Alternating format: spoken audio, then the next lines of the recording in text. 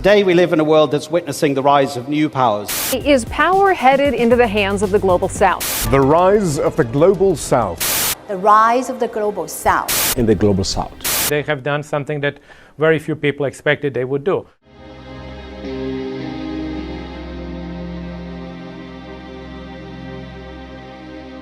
This is our last week of international relations, and we focused on the international relation theories from the Global South. Global South is, more like a figurative term. It really includes emerging economies, and places like China, India. They are all actually north of the equator, but they are major parts of the global, of the emerging economy, and they are typically put under the heading of Global South. And kind of just how embarrassing it is that non-Western IR theories aren't as integrated as Western IR theories. The mindset is just completely different, and it's really interesting to see. That over the last 20 to 30 years, the Western-centric or Eurocentric character of international relations has been investigated, critiqued, worked over, and it's within a context that post-colonial critiques have been prominent, and we've also seen a turn to global history, global historical sociologies, voices from the Global South, and so on. I'm just confused because in the text it said that... So basically my question was, why do mainstream international relation approaches exclude colonies? They were just kind of tools because that's where they didn't have a say.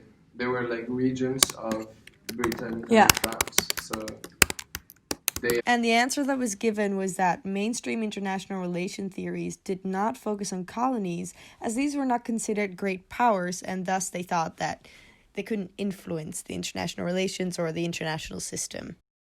So for this video, I wanted to compare the EU and the Vietnam. ASEAN. Okay, and see what they can learn from each other, and just look at how the different mindset influences the way that these kind of similar regional cooperations work. It reveals the importance of looking at globalization as something that happens in particular places, so that we look at particular places in the world, but we also look at the issues of what's happening globally from particular places that force us to confront differences of perspective, but invite us to also discover commonalities and ways in which we can learn from each other. And also this comparison kind of works as a representation of the IR theories from the Global South versus Western IR theories. As before, they weren't really seen as that relevant. And it's so important that we start decolonizing our knowledge. So yeah, the Global South and Asia are things we need to start thinking about and learning from. To make my comparison work, I'll briefly introduce the EU and the ASEAN. Both represent two global examples of regional cooperation, and they are both very similar and different at the same time. So super briefly, the EU is a supranational governing institution that consists out of 27 European countries that try to create financial and macroeconomic stability, general stability in the Eurozone and beyond. The idea of the ASEAN is very similar, and it consists out of 10 Southeastern Asian nations, and it was established in 1967, only 10 years after the EU was established. Their integration is very focused on the establishment of banks within the ASEAN. Concerning the similarities between these two, there are definitely a few to mention. Firstly, they are very similar in terms of their objectives, so peace, economic prosperity, and interconnection. Secondly, they both consist out of voluntary cooperation of several member states, of which the numbers have been progressively growing. Thirdly, they're both confronted with very similar challenges. For instance, financial crises. ASEAN hit a financial crisis in 1997, 1998, and the EU in 2008. And fourthly, which is kind of caused by the third one,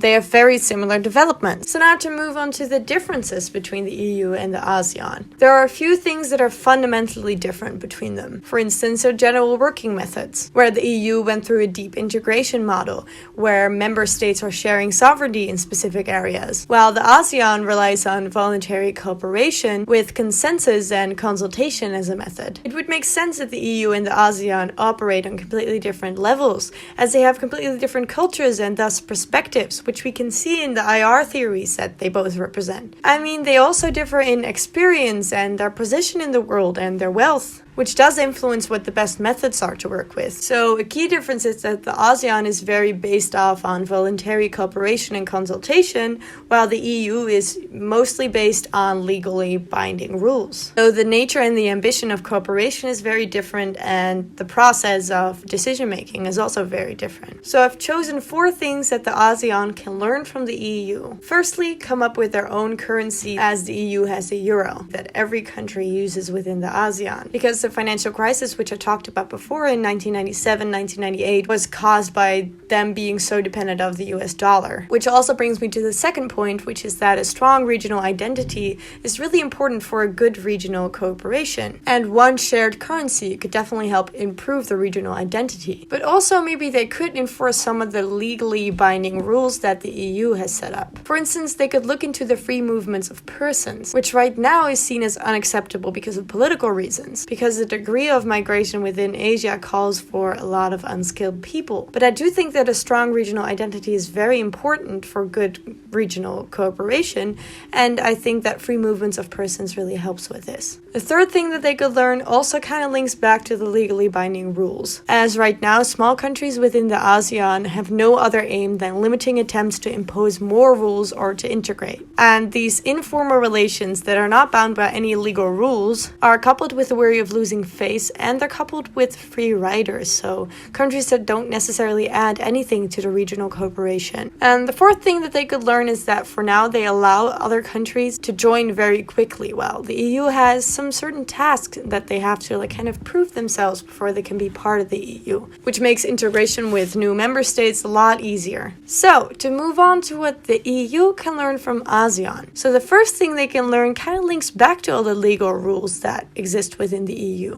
as these legal rules make that some member states have more power than others, which leads to the principle of compliance, where it is very restrictive towards candidate countries whose economic performance is weaker, and this leads to hegemonic tendencies of the stronger member states. So then kind of your strong regional identity is also kind of falling apart. So they need to find some kind of middle ground between where ASEAN is right now and where the EU is right now. The second thing that the EU can learn from the ASEAN is that they respond in a different way. The ASEAN response is usually in a very wide manner. Good example is the ASEAN +3, which was very beneficial for the ASEAN. By engaging with 3 important countries, which exist out of China, Japan, and South Korea, actually worked so well that it became ASEAN +3 instead of China +1, which would have been a lot more logical from an economical point of view. And because of this wider approach, ASEAN managed to become a relevant actor in the larger region. The third thing that the EU could learn from ASEAN is the use of peer pressure. Because the EU internal liberalization of goods and service trade and factor movements is now overriding the principle of the EU treaty. And the fourth thing that the EU could learn from the ASEAN is heterogeneity. The ASEAN is very diverse, and the countries really seem to learn and profit from each other. While within the EU, the countries seem very similar. For instance, a very good action of the ASEAN was the enlargement towards Indochina. I haven't really seen a lot of things like this coming from the EU, and it could be beneficial to them, I think. So to wrap it up, I do believe that it's hard, though, for the EU and ASEAN to learn from each other because their perspectives are just so different. As the differences in working methods between the EU and the ASEAN also represent the differences between the West and the Global South and Asia, where the Global South concerns conflict, civil wars, absence of justice and fair economy, problems with neoliberalism, environmental degradation, climate change, issues with development, poverty, migration, health, women, and vulnerable groups. In general, the Global South is just more focused on hierarchy and dependency relationships between the North and the South. The focus is just different, and it has to be different because the position and the perspective and the situation is also completely different. However, I do agree with what academic Ling says, where she states that world actors have complementary and contradictory relationships with each other dialectically. I draw on this diagram of Daoist dialectics of yin-yang relations to come up with an alternative epistemology for world politics. And it focuses specifically on creative listening and speaking as a mechanism for implementing worldist dialogics. It's an alternative way to look at difference and how they interact into a complementary whole.